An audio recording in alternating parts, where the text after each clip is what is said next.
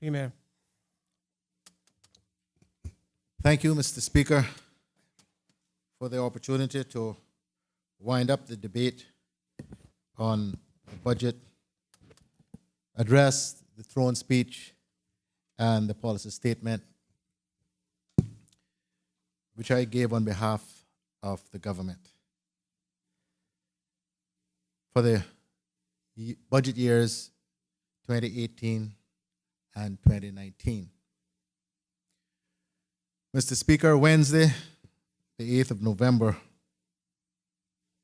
Wednesday coming, will be 17 years since I was first elected to this honorable house.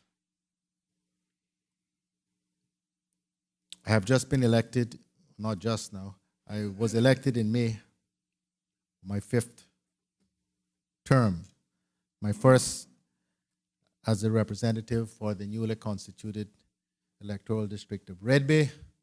The previous 4 terms I served as a representative for all of Georgetown, one of the representatives for all of Georgetown. So, Mr. Speaker, I give God thanks. I give the people of Georgetown and more recently the people of Red Bay thanks for the confidence they have reposed in me for all these years. Like all of us who have been elected, it has been no bed of roses, no easy road to represent the people, but it is a great honor and privilege. It is a great honor and privilege, and one which I believe every member of this house, and indeed every member who has gone before,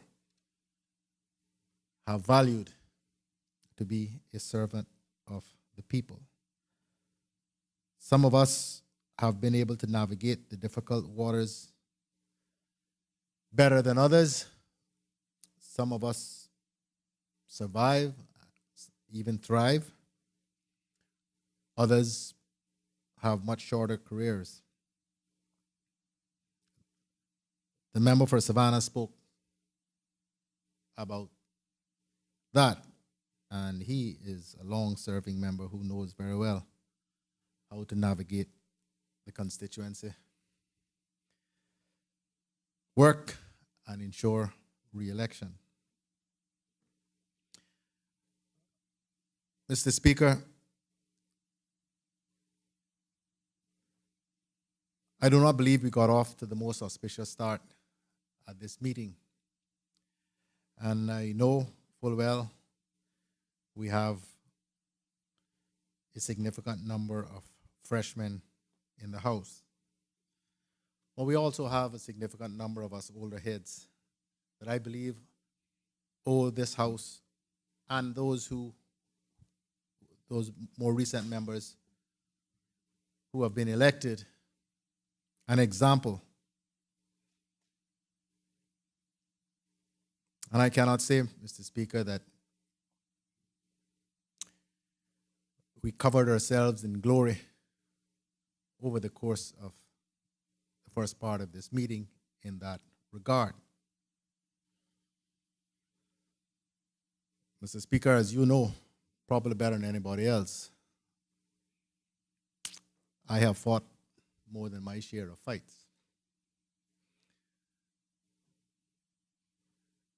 And I do not pretend that I have always demonstrated exemplary conduct as a member on either. Well, I think since I've been in government, I've tried very hard, but in the opposition. But, Mr. Speaker, you should learn as you get older and you have more experience.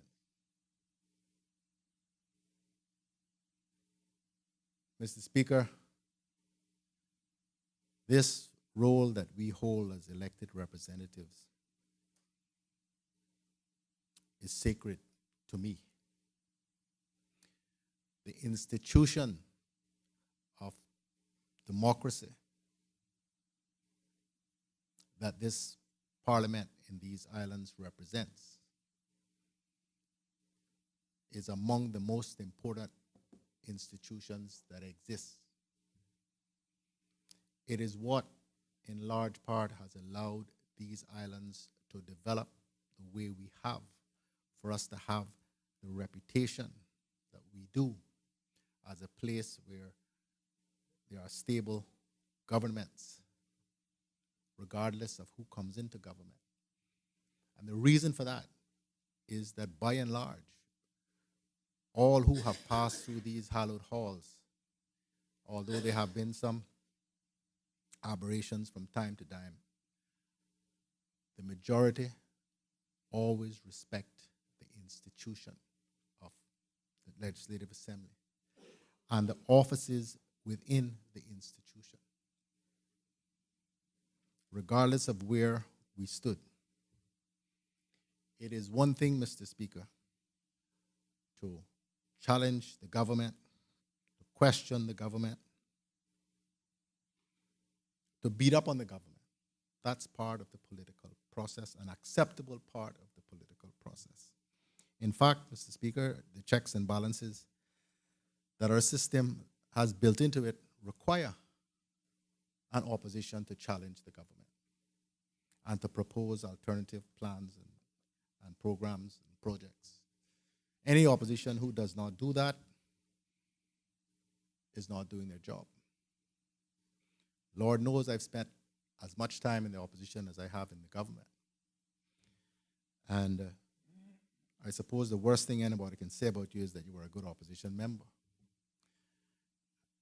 Because the objective, I believe, should be to become a good member of the government and to be able to do more than just object, but to actually make things happen on behalf of your people and your country and your constituents in particular. But, Mr. Speaker,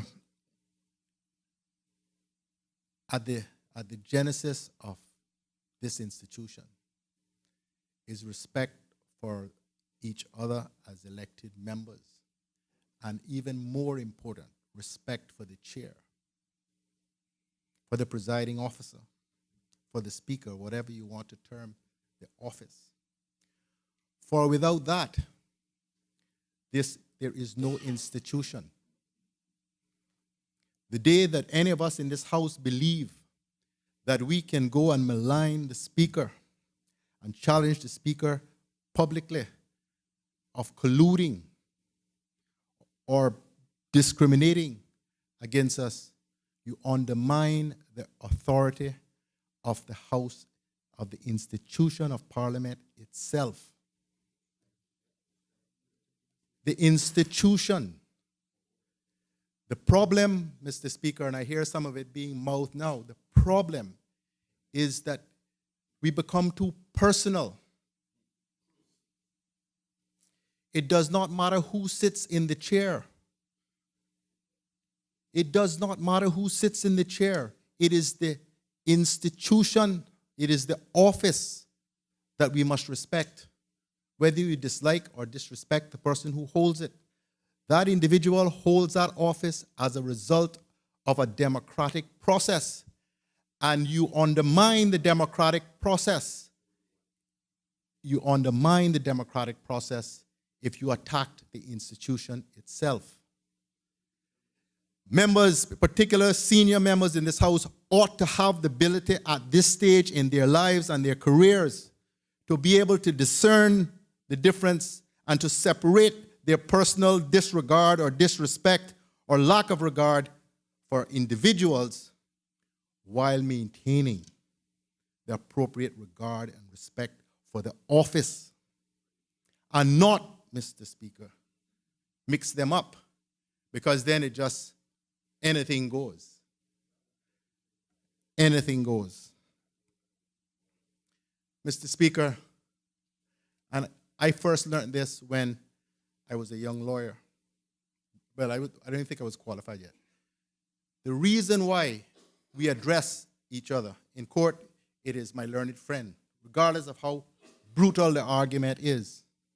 And in this House, the member from Savannah, the member from Prospect, is because in this House, it is not Austin Harris or Arden McLean or Alden McLaughlin. It is the member from Prospect, the member from East End, the member from Red Bay.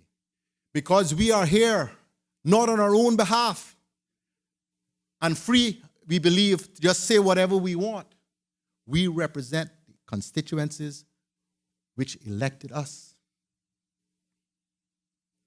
And it's too much personal stuff that goes on. And you can forgive some of the younger members for talking to Austin and you guys. We don't know you guys in this place. It is my colleagues. I don't know you guys in this place, and you boys and you folks in honor over there. It's one thing, Mr. Speaker, for us to behave colloquially like that when we're talking in a joke or whatever to each other. But not when you're talking over this mic, in this sacred chamber. I want, Mr. Speaker, for members in here in particular, but the broader public to understand this about me. I have spent far more time here than I have left to spend, both on this earth and in this chamber. I'm under no illusion about that. But this institution of Parliament and these Cayman Islands, where I was not just born, but I wish to die and hear my bones interred, will continue for posterity until the man up above decides the time should end. We all have a sacred duty to uphold what this means and what this stands for. I have, Mr. Speaker, not as much as you, but I have watched the advancement of our little fledgling democracy. I watched it from the outside because I've always been interested in it. But I've also had the privilege and the honor to be an agent of some of the changes. We need more. We need more autonomy. We are trying now, in some respects, by proposing that this House be separated finally from the executive. Should have happened a long time ago.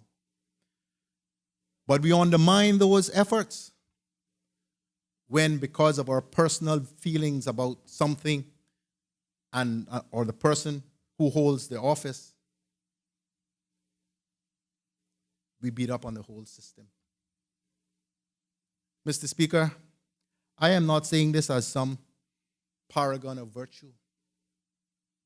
Mr. Speaker, I was suspended from this House by my now colleague minister, who was then Speaker, Minister O'Connor Connolly.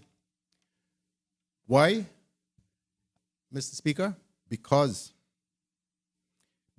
I challenged publicly a decision that she took, and I did something very similar to what has transpired here. Suggested that somehow she was being wrongly influenced by the government at the time. Mr. Speaker, at the time I thought I did something strong and showed how I was prepared to stand up. Mr. Speaker, over the years, as I have grown and I have matured and I reflect upon these things, because I reflect a lot, I realize that that was the wrong thing to have done, regardless of whether I was right or not in my view. For I did what some members on the other side have recently done. I undermined the authority of the chair. And the minister was right to have suspended me. And so, Mr. Speaker, I am not here, as I said, trying to say that I have never breached these principles. Not at all. I am telling you, Mr. Speaker, I am telling you what I know based on my experience and my thought, my thinking and reflection on this, something that happened more than 10 years ago now, 12 years ago. So this is, if there's such a thing as an overripe confession, this is it. For it's a long, long time ago. But the longer I'm here, the more I travel, the more experience I get, and the more institutions of Parliament that I encounter, the more proud I am of this little Parliament that we have and what we have been able to achieve. And I see so much promise for what can be achieved.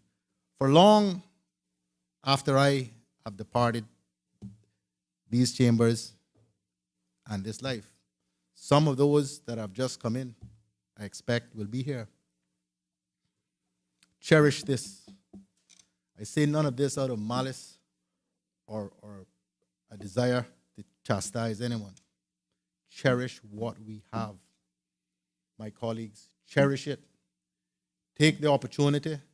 Travel, look, listen, watch how they do it in other places. And you will come back with a view that this is special. Hear what I say. And I'm not suggesting that Parliament should be Sunday school or church. I do not expect members to behave in that way. But let us respect the institution. Let us respect these chambers. Let us respect the offices that we each hold. And let us respect each other above all else. I have seen some bad things happen down here because people lose respect for others. I have been involved in situations where members have been disrespectful to other members. Let us try to avoid that insofar as possible. Mr. Speaker, beat up on each other as much as we need when we get up on these mics. But do not beat up on the individual. Beat up on the policies or the positions that the member has taken or has not taken. But stay away from the personal stuff. That's what causes real pain and causes people to lose their cool. Mr. Speaker, I'm not going to say any more about that. But that has rested heavily on me these last few days. And I felt I needed to say something about it. Mr. Speaker, my good friend, the leader of the opposition, has claimed that this budget increases the suffering of our people and offers nothing for the average Caymanian. Now, Mr. Speaker, the Honorable Leader of the Opposition is not known as one of those members who from time to time is likely to snooze off in his chair. I don't think I've ever seen him do that in the years I've been here. But, Mr. Speaker, I don't know how he could have missed all of the things that the government has done or is proposing to do to improve the lot of Caymanians and to make the Cayman Islands an even better place in which to live and to work, to raise our families, and to live. And so, Mr. Speaker, principally for his benefit, but perhaps for some of the others within the sound of my voice who may have missed it the first time round, I want to quickly run through the list of some of the things which this government firmly believes will actually improve the lives of our people. Mr. Speaker, government is repaying a significant amount of debt. So the leader of the opposition may think that how does that help the average Caymanian? Mr. Speaker, look around the region, look around the world, and see what happens when government gets into a debt spiral and who in the end winds up paying for it. Mr. Speaker, repaying debt means that we do not have to burden the backs of the average Caymanian now and for the foreseeable future. 8 years, for 8 years, this government and its predecessor,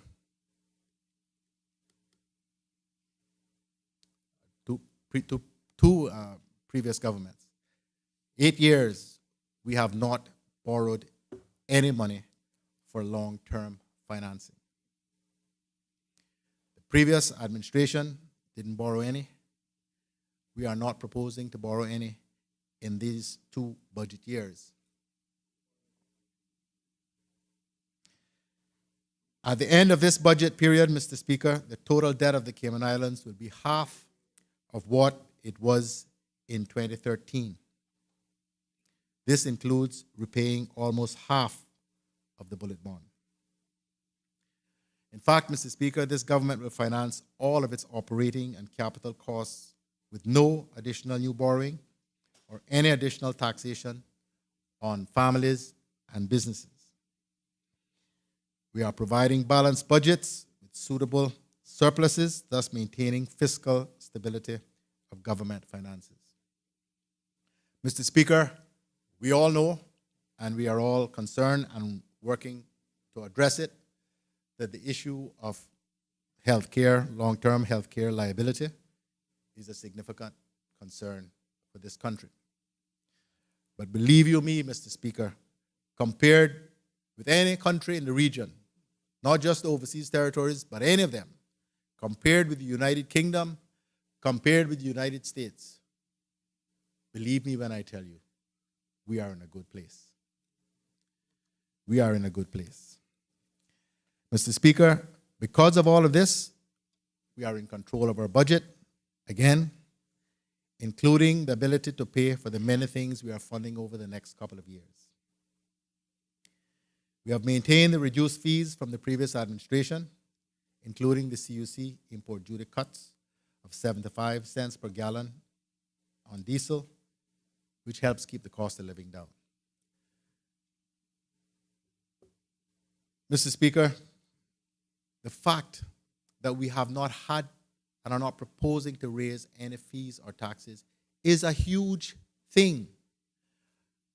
One of the downsides, if there is such a thing in this regard, of our current system of taxation is that if government increases any fee by the smallest of percentage, within a day, it's going to be reflected in the stores, at the pumps, wherever, regardless of whether they just imported the stuff the day before or not.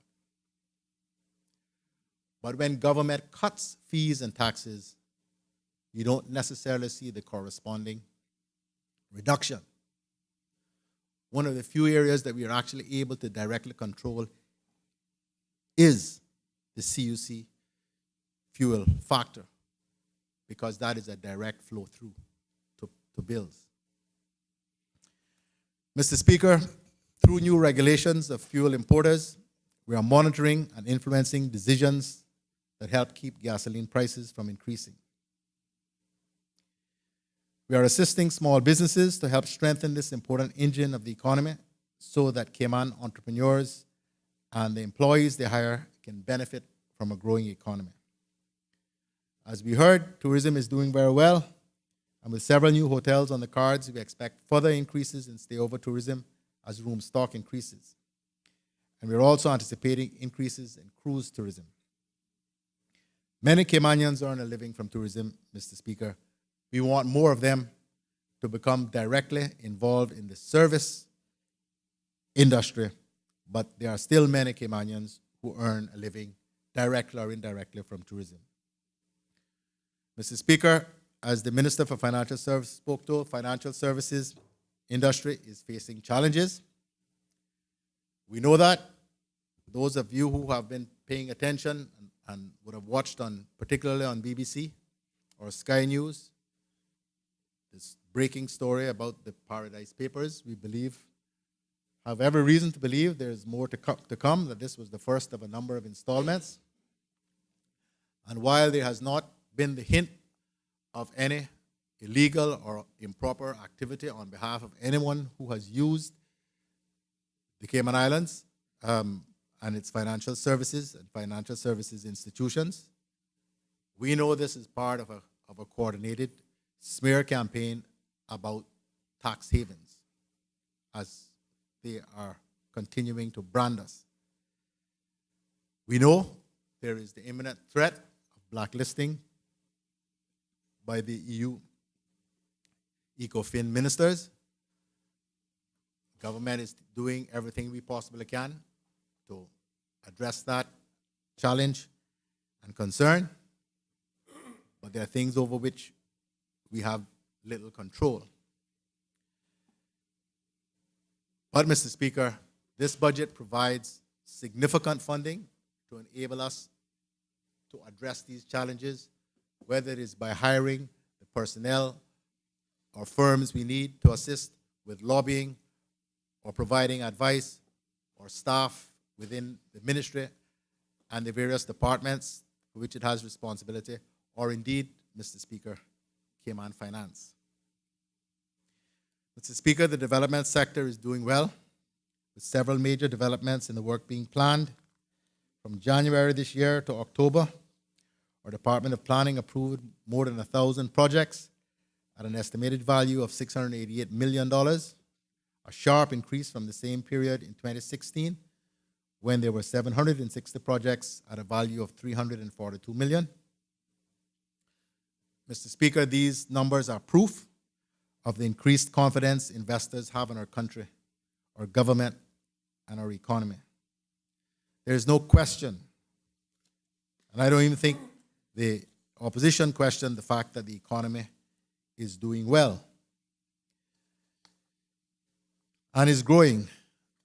Real GDP, which shows economic growth, is projected at 2.1% this year and 2.4% next year. And because we are doing well economically, we continue to see unemployment fall for Caymanians. In this budget, we have pledged to make sure it falls further through economic growth, as well as strengthening the small business sector, encouraging new industries, keeping construction jobs alive, as well as government employing police officers, firemen, and prison staff. Mr. Speaker, one of the things that seems to me to be dimly understood by some members of the opposition is the fact that we cannot provide jobs to Caymanians and economic opportunities without development and economic growth. I hear members of the opposition bemoaning major construction projects, challenging things like governments exploring the possibility of a transshipment port, complaining about the construction that is going on, improving our road infrastructure. And I say to myself, Mr. Speaker, how is it that we are supposed to provide the revenue to fund education, to fund health care, to deal with mortgage foreclosures? Money does not fall like manna from heaven. This country has been built and is still reliant on inward investment. I repeat that, Mr. Speaker. This country is reliant on inward investment. Failing that, we are in huge trouble. We worry because, correctly, there is 6.1% Caymanian unemployment. You make the inward investment stop. So see what those unemployment numbers are. Why is it we believe that my father's generation, all the men went to sea? Because there was no work here. Because there was no inward investment. And anybody who believes that cussing Mr. Dart or whichever developer there is, because that makes you feel good, they're buying up all the land. Mr. Speaker, you make the day come that inward investment stops. You make the day come that tourists no longer arrive. And we will see for that generation who came up in a time when there were all these opportunities, they will see then what it is like. The old people talk about to suck salt. Mr. Speaker, I belong to what I always call the bridge generation. I was born at a time when Cayman was still Cayman. When we beat mosquitoes, your daughter went to sea, and anybody who was left there, any male who was left there, hustled to find some little thing to do.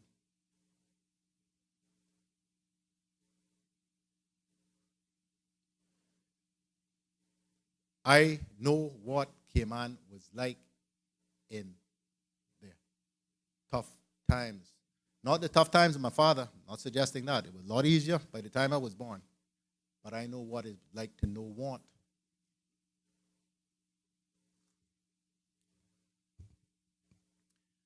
Mr. Speaker, the reason I call it the bridge generation is mine and yours was the first generation of Caymanians who had the opportunity to get a proper education in Cayman and the chance to go on to tertiary education.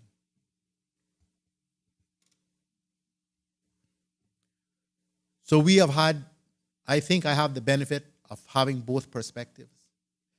People born 10 years after me don't have the same perspective because Cayman changed so fast and the opportunities grew so exponentially over such a short period of time that many of us living in this country do not understand what we have. And because so many people don't travel except up to Miami or somewhere like that, they do not have the perspective. Take some time and travel around the region. Go to somewhere else beside the United States and you will understand how well we are doing as a country and a people in this little place called the Cayman Islands.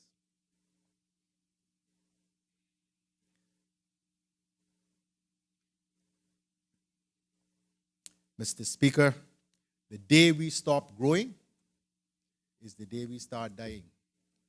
Remember, I said so. I hear them banging on about we need to stop work permits. I hear them banging on about we need to control the population growth. Mr. Speaker, anything that grows too fast creates a problem. We know that.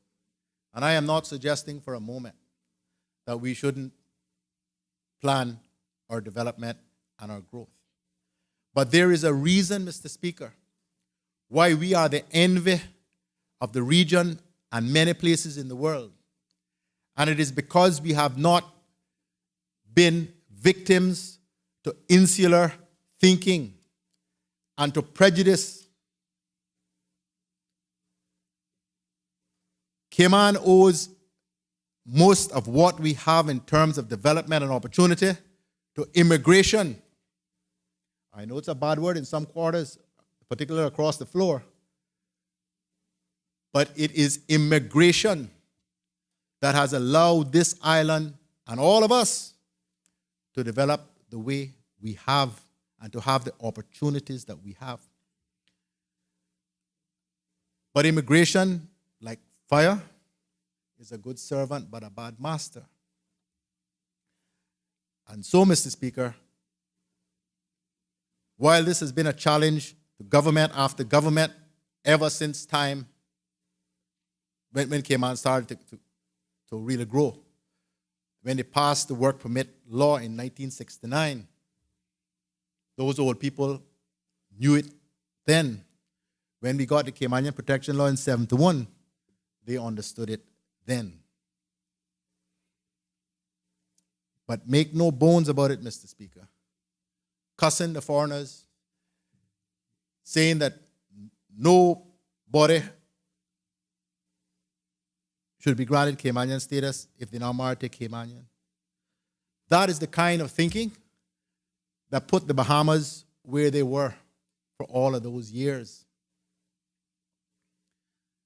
Mr. Speaker, you look across the region and look at which of the countries are doing well, and it is those who have been willing to say, listen, we welcome immigration. Our people must have opportunities as well.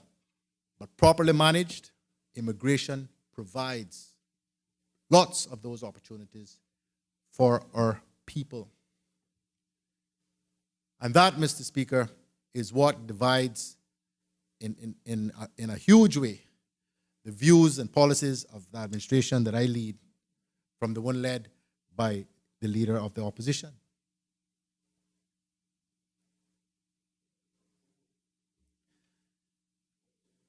Mr. Speaker, when I was born, which I always tell people was not long ago, the population of these islands was 8,500 people.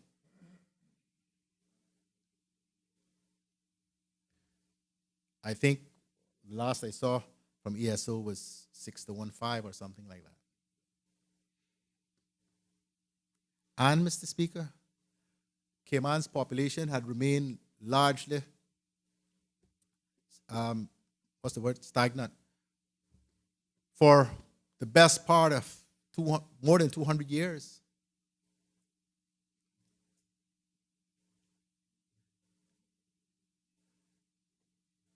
It is, and for most of that time, in fact, all of that time, up until the late 50s, early 60s,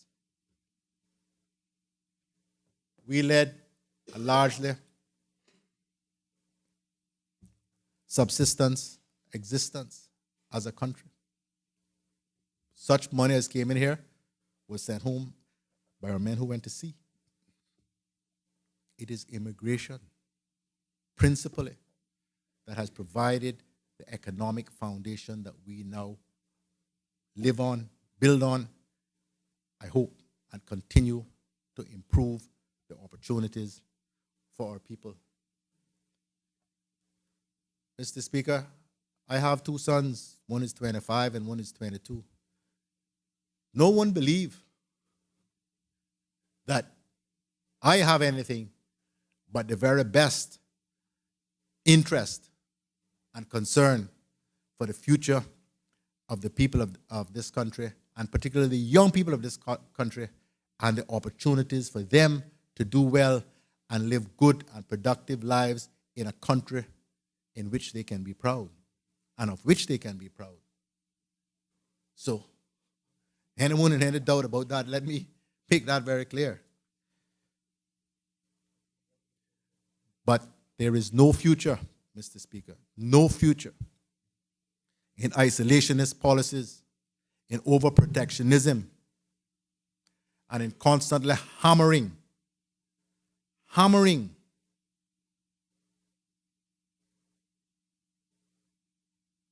the source of Cayman's prosperity.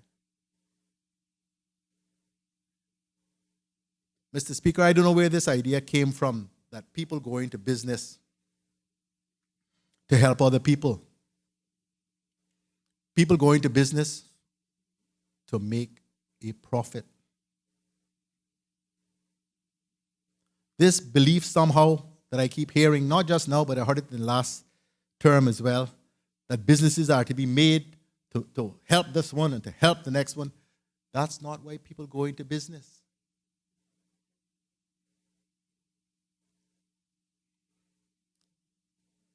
Mr. Speaker, we as a government have to ensure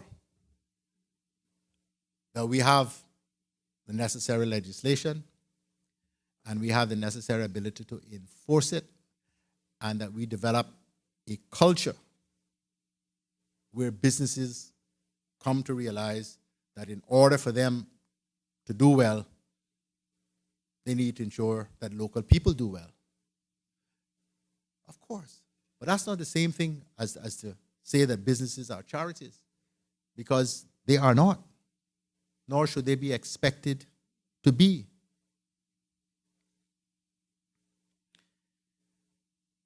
Unfortunately, Mr. Speaker, and I hear it espoused in this House more and more, from the last term in particular, there is this seeming perception that of entitlement.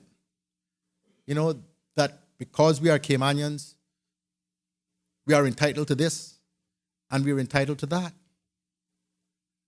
Mr. Speaker, it might sound nice to your constituents, but it is not real. Nobody gives you something for nothing. You've got to be prepared to work. Those who are unable to work, yes, they are the responsibility. Any country that does not have the empathy and the decency to look after its most vulnerable and those who cannot look after themselves shouldn't exist. But for those who are able-bodied and able-minded, Mr. Speaker, we do them a disservice, as I have heard espoused many times, and I hear it on the talk show every day, when we lead them down the road to believe that because they are Caymanian, that in and of itself entitles them to the job, to the opportunity. No, Mr. Speaker, I did not raise my two sons that way, because that's not the way I was raised. And I never got anywhere except because I was determined, ambitious, and hardworking. Yes, people gave me opportunities, and we should always seek to give our people opportunities. But it's an opportunity to do something, to be something, not because of what you have been able to achieve, not simply because of the fact that you are a Caymanian. That, Mr. Speaker, is an incredibly dangerous mindset. It is a mindset that is going, if it completely takes root, it is going to undermine the ability of Caymanians to truly aspire and to truly achieve in their own country.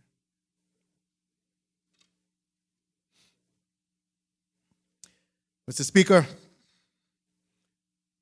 the budget also includes the creation of a human resources department that will regulate the granting of work permits in line with the human resource needs of the country, helping to ensure that Caymanians have real opportunities in the job market. And that is necessary, Mr. Speaker, lest I be misquoted or quoted out of context. That is because, Mr. Speaker, I and the government realize full well that there are challenges in many instances to Caymanians getting these opportunities, that not everybody who lives here and works here and owns companies here are prepared to give Caymanians opportunities. We understand that. We understand that, Mr. Speaker. That, Mr. Speaker, is the other side of the coin. That, Mr. Speaker, is the other side of the coin. And thus, we are striving to make the work permit process more transparent, to require that all jobs advertised in Cayman, whether by government or by the private sector, have to be posted on on the government-created portal so everybody will know what jobs there are available. Penalizing, Mr. Speaker, what we know to be abuses, like advertising the post with a certain set of conditions in Cayman and a much improved set of conditions and remuneration package overseas, criminalizing that kind of ability, of activity. So, Mr. Speaker, the member from Newland said I sound like him. Mr. Speaker, there are things that every member of this House say which are, in my view, absolutely dead on. The difference between the two of us, I say, is a question of balance and perspective. For if you kill all the business incentive, there will be no jobs for Caymanians or anybody else. And so you have to strive always to ensure that you create and you foster an environment where businesses want to operate in these islands.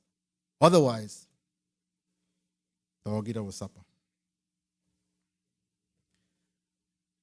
Mr. Speaker, the government, like the average Caymanian, is concerned about security. And so this budget provides the Royal Cayman Islands Police Service with resources to bolster community policing specifically and policing generally. Also in the works to enhance policing is a new police headquarters in Georgetown and plans for a new courthouse. This budget provides for the creation of a border protection agency that will utilize modern technology and other methods of preventing illicit cargo, whether through people smuggling, drugs, or guns from coming onto our shores from the sea. Keeping guns and drugs out of our islands is of importance to the average Caymanian, and I believe even the leader of the opposition will agree with me on that one.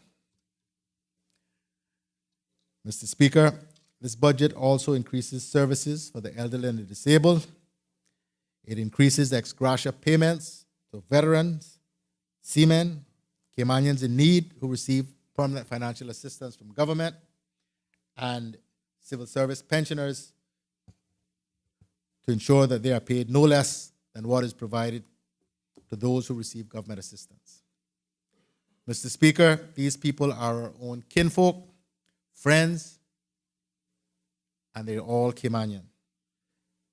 Their welfare is a concern of the average Caymanian and this government, and I believe, Mr. Speaker, the leader of the opposition will agree with me on that as well.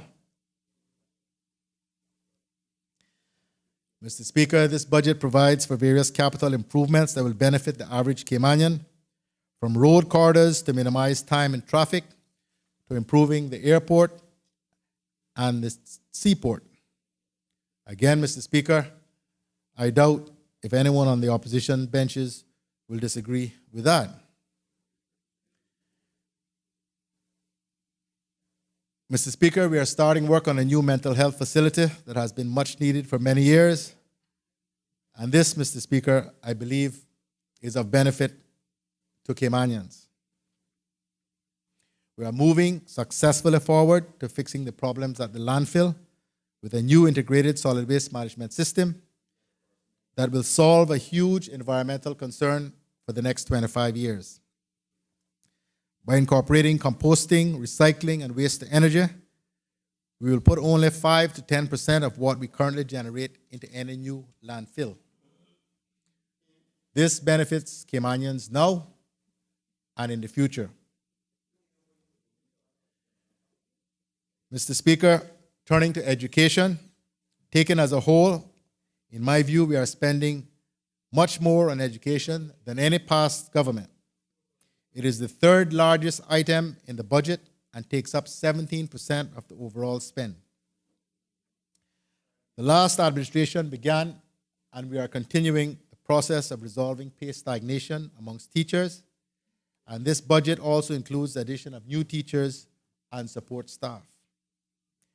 The budget includes funding to progress the John Gray High School, as well as to make improvements at Bodden Town, Red Bay, Savannah, and Cayman Brack primary schools, as well as UCCI.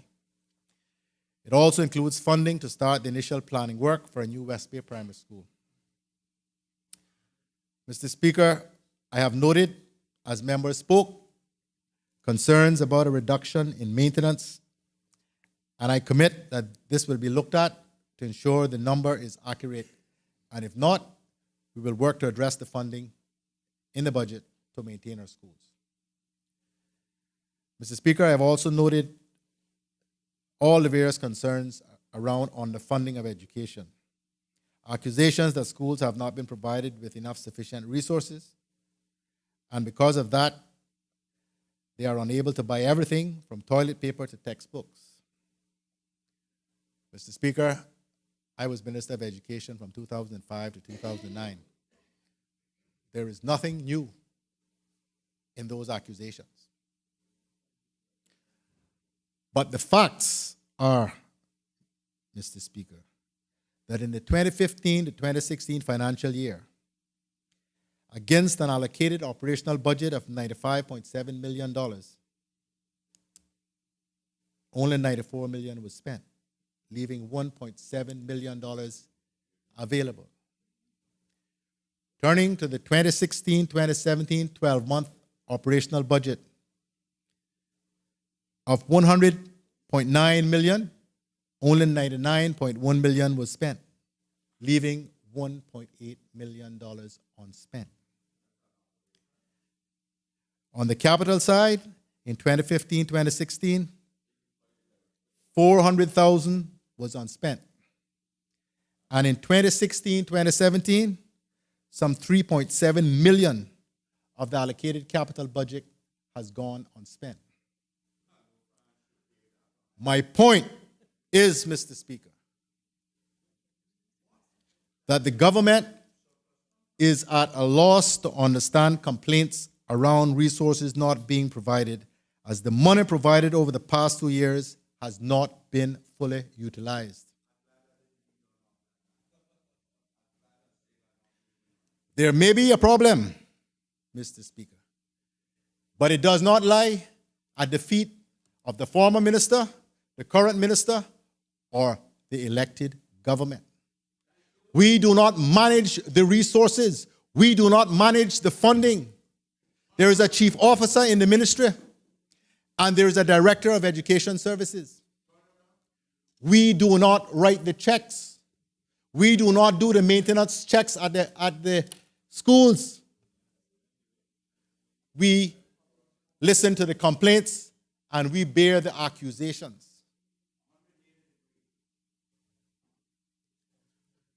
So, Mr. Speaker, as I've said before, I lived as much of my political life over there on the opposition benches as I have here.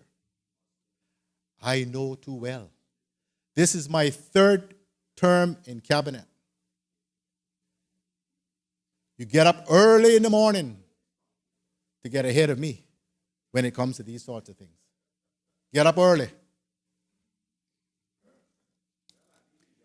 And, Mr. Speaker, I am not going to sit quietly and have accusations hurled at my government based on information that has been fed to the opposition by people in the civil service. Nor, Mr. Speaker, am I going to have the opposition go on a tour of the schools to collect information to come and challenge the government when all of them there, except perhaps the newer ones, understand full well how the game is played. It is excellent opposition tactics, Mr. Speaker. I applaud them. When I saw them, I said, excellent political move. But please understand that it's not going to go unchallenged. That's fine. I've made my point. I've made my point.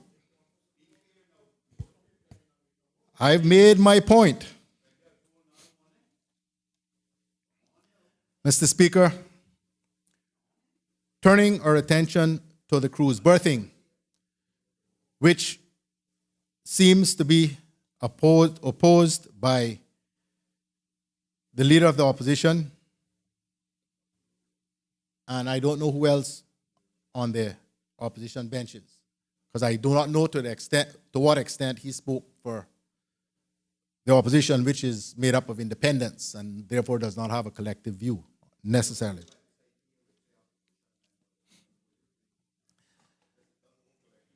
And I did not discern opposition from any other member to the cruise berthing, save the observations about transshipment made by the member from Georgetown Central, but I didn't hear him object to the cruise berthing. So I'm not going to lay that charge at everybody's feet, just at the leader of the opposition. Again, Mr. Speaker,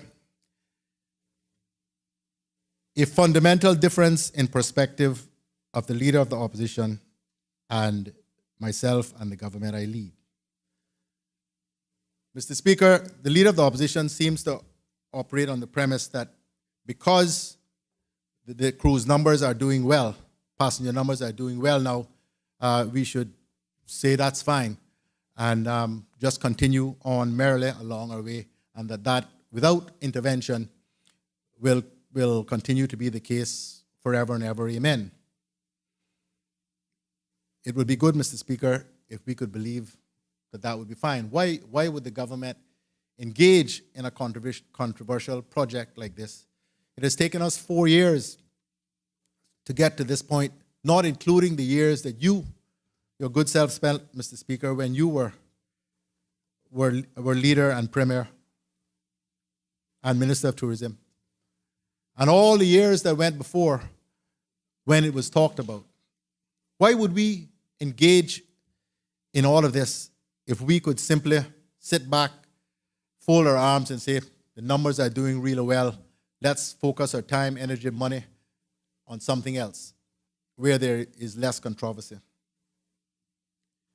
Mr. Speaker, the reason for that is because the government knows full well, based on, can't even say research, based on representations that have been made to us by the two principal cruise companies, that these numbers will not be sustained,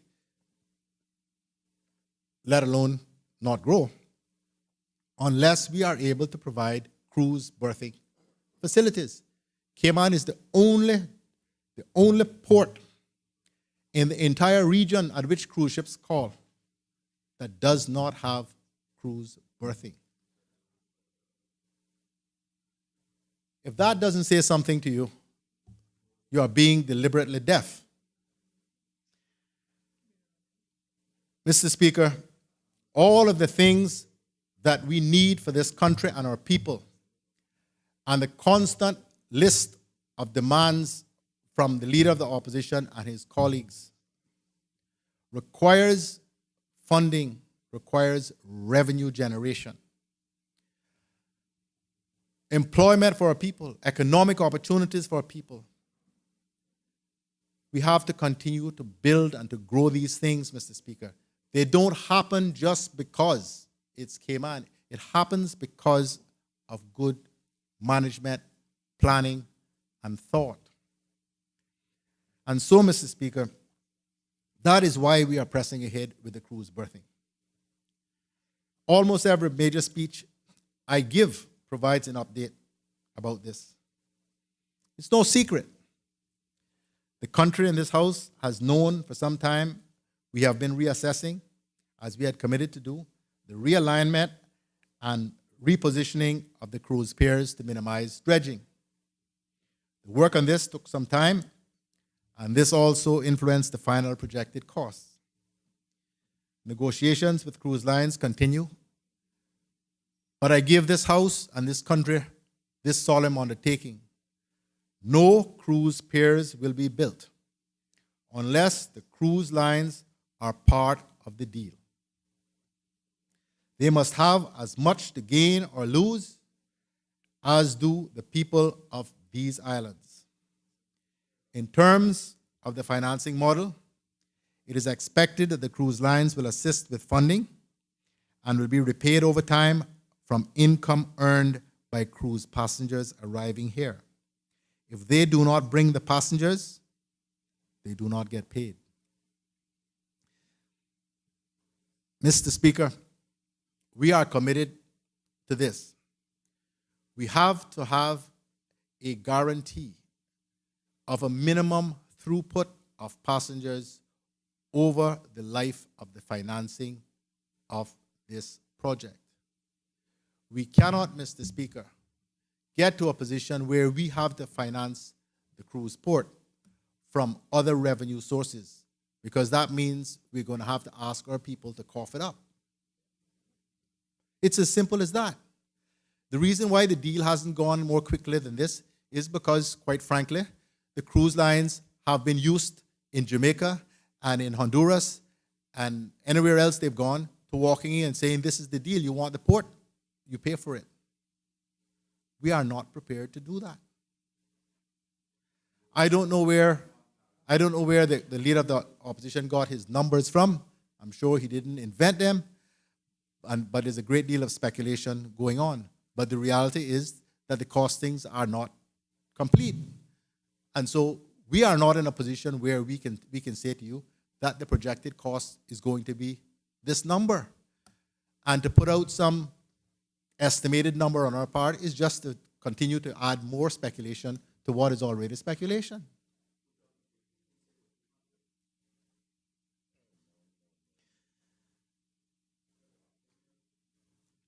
Mr. Speaker, this talk about some deals being behind closed doors with large conglomerates funding the cruise pairs as well as new Cayman Airways planes, we've heard all of this.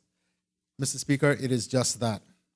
Speculation has no basis in truth or in fact. Mr. Speaker, particularly the leader of the opposition and the member from East End know that McLaughlin may be many things, but he's not a liar. So I don't mean I can't get things wrong from time to time. I wouldn't be human if I didn't. But I ain't gonna come and tell deliberate lies to the House, let alone members. And that really doesn't have anything to do with what they think of me. It has to do with who I am and what I think of myself. So, Mr. Speaker, I believe that we have presented to this country a very good budget. Nothing is ever perfect. I want to thank my colleagues, for this has been really hard work to get here. We've had to incorporate the views of the coalition, 3 distinct set of perspectives. 4, I could probably say, quite frankly, because Minister Seymour and Councillor Harris don't belong to a particular grouping, so they each bring their own perspectives. But I believe that we've managed to accommodate the various views and to get to a place where at least the government can support the proposals that are made. Obviously, not everyone gets everything one wants. It never works that way. But what I can say, Mr. Speaker, from experience, this is the 3rd cabinet I've been in. We spend a great deal of time battling over allocations. In almost 50% of the cases, we never spend the allocated money. The system does not allow it to be spent that quickly, particularly when it comes to capital developments. As an example, John Gray High School, 4 budgets we allocated money for the recommencement of the construction of John Gray. 4 budgets. You see how far we got? We never spent the money either year, all the money either year, because the system or systems won't let us. These days, you got so many OBCs and CBCs and LBCs and NBCs to go through, and then you've got the challenges of dealing with complex construction. 4 years. If I sound a little bit frustrated, it is because I am, because we are on or we are in the firing line. We are the ones that get the blame for why it hasn't moved forward. And that goes with the job. So I'm not trying to run from the job. I'm just explaining it is not for a lack of will on the part of the government. And so when I hear the concerns expressed about more capital costs to be allocated to education, if I were a wagering man, I would wager anybody here that if we gave education another $20 million, they wouldn't spend it. No, you can't, because you have to go through the same system I got to go through. And it's not a lack of political will to get these things done. So what I will say, this is a 2-year budget. It is the first one that we have. 24 months in terms of the budget is a long time. Things change. What I can commit to is to even more careful monitoring and scrutiny of progress on government projects.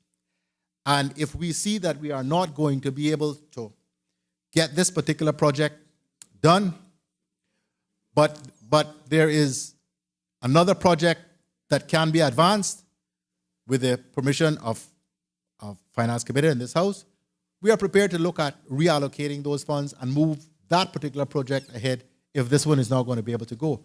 Rather than getting to the end of the budget cycle and you got unspent money and you haven't been able to carry out the promises and complete the projects that the government has undertaken to do and which the country really, truly needs. Mr. Speaker, I just want to finish in this way.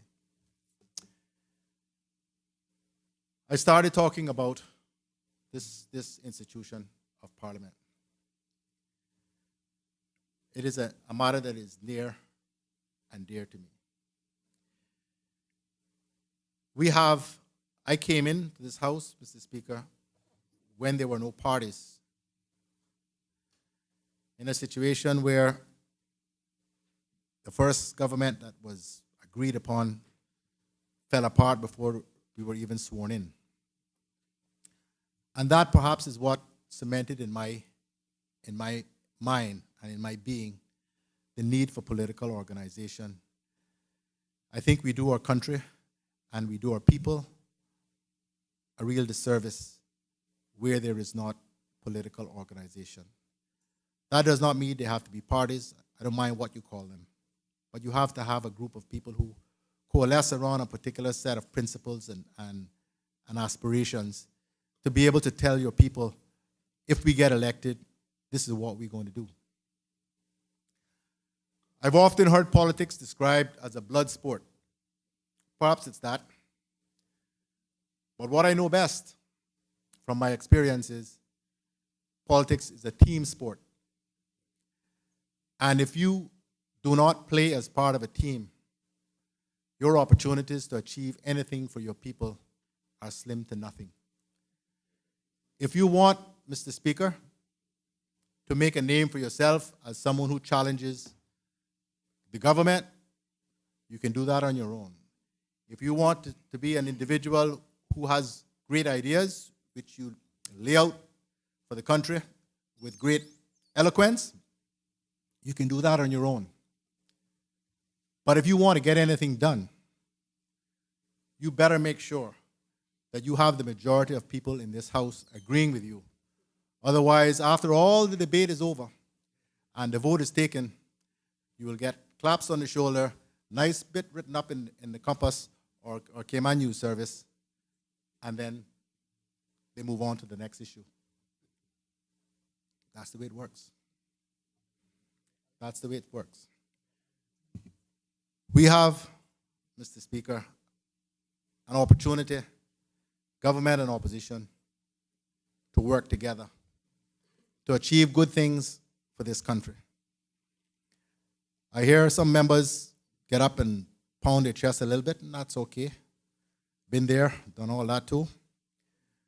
But I want members to look again at the election results, as I do.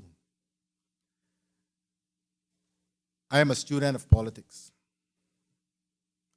This is what I chose to do, and I work hard at it. Very few of us in here have any real mandate. When you win your seat by 36 votes, or 16 votes, or 27 votes, or 23 votes, you don't have a mandate to brag about. One extended family could make all the difference in the result. And so, and perhaps some people will tell me, boy, Alden, you shouldn't give them this advice. But I am here to say, particularly to the younger members, that you will be judged at how well you serve your constituents and the contribution they believe you made. And it will not take much for the result to go the other way when your margin is so slim. So, if I were particularly the younger members of this house, I would be looking at ways in which I can help the government help my constituents, rather than joining the chorus of those battle axes who want to continue to live out the rest of their political life on the opposition benches, hammering whichever government is there.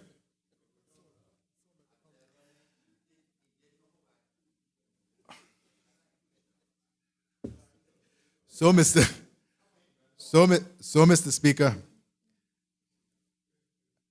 Speaker, I think there is cause for some reflection on the part of particularly the younger members of the House. You cannot, Mr. Speaker, and I accept that. And Lord knows, Mr. Speaker, were they to change, I don't know if I could handle the change. I know you can't teach old dogs new tricks, so I'm not going to try. But, Mr. Speaker, if members truly want to make a difference for their constituents, spend more time looking at the positive things that you can help effect, rather than joining the worn-out chorus of no, no, no, and going on each and every talk show and joining the negativity, which seems to be part and parcel of hosting any of the talk shows in Cayman, hammering away and hammering away and hammering away at the government. Do not think, Mr. Speaker, about the next election in 3 years' time. I promise you, if you do what you need to do for your people, you won't have to worry about the next election. There are many, Mr. Speaker, over the years who, and even now I see it, who give me little credit at all as a politician, because I am not your huggy, smiley kind of person. That's not my personality. And many have said that it's the Honorable D. Kurt Tibbetts. Without him, Alden would never get elected. Well, Mr. Speaker, he's not here now. He did a whole lot for me over the years, and I love him. I call him my big brother. But, Mr. Speaker, there is a reason. There is a reason why I've been elected 5 times. There's a reason why the member from Savannah has been elected 7. And you, sir, with 40. There's a reason. There are others as well. The minister from Cayman, they got 2 ministers, Minister O'Connor Connolly. There's a reason. And Minister Moses O'Connell, there's a reason. So, Mr. Speaker, let's all try to be as positive as we can. These beautiful Cayman Islands are a great place. Nothing is perfect. We've got our respective roles to play. And I don't want the opposition to agree with everything I propose, because I'll get really worried and I'll start thinking some of my proposals must be wrong. But, Mr. Speaker, we know we have our roles to play.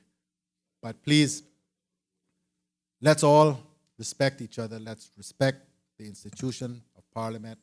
Let's respect the democratic process. And let's respect the offices that each of us hold, whether we like each other or not. Mr. Speaker, I shall do everything I can to support you, to assist you in the difficult role that you have, and particularly, sir, for I know it is one of your keenest wishes to effect the transition of responsibility for the running of this Parliament from the executive to the Speaker. Mr. Speaker, I look forward to Finance Committee. I know there will be a great deal of scrutiny. That's what that process is about. But I do honestly believe that the Cayman Islands, with God's grace, is in as good a place as ever it has been in my lifetime. And I am honored and privileged to lead this administration, which I believe is going to continue to take Cayman from one height to another over the course of the next 3.5 years. I thank you, Mr. Speaker.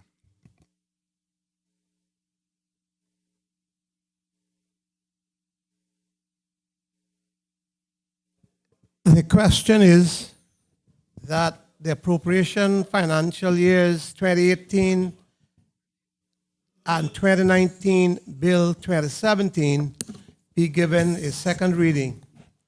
All in favor? Aye. Those against? The ayes have it. Mr. Speaker, may I have a division, please? Clerk?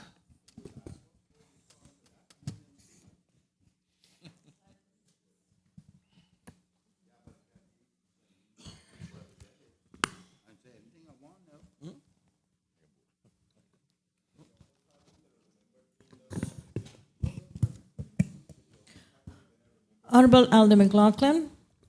Aye. Honorable Moses Kirkconnell. Aye. Honorable Juliana O'Connor Connolly. Aye. Honorable Dwayne Seymour. Aye. Honorable Roy McTaggart. Aye. Honorable Joseph Hugh. Aye. Honorable Tara Rivers. Aye. Honorable Barney Bush. Captain Eugene Ebanks. Aye. Miss Barbara Connolly. Aye. Mr. David White. Aye. Mr. Austin Harris. Aye. Honorable Ezra Miller. Abstain. Mr. Alva Saku. Abstain for now. Mr. Kenneth Bryan. Abstain for now. Mr. Anthony Eden. Aye. Mr. Christopher Sanders. Abstain. Mr. Arden McLean. Abstain.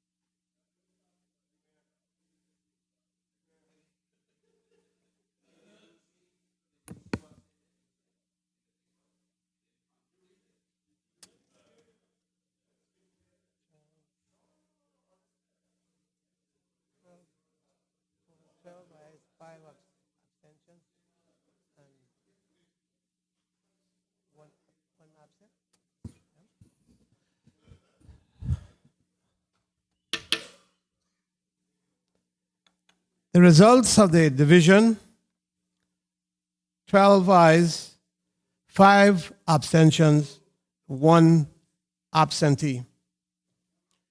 The bill is carried.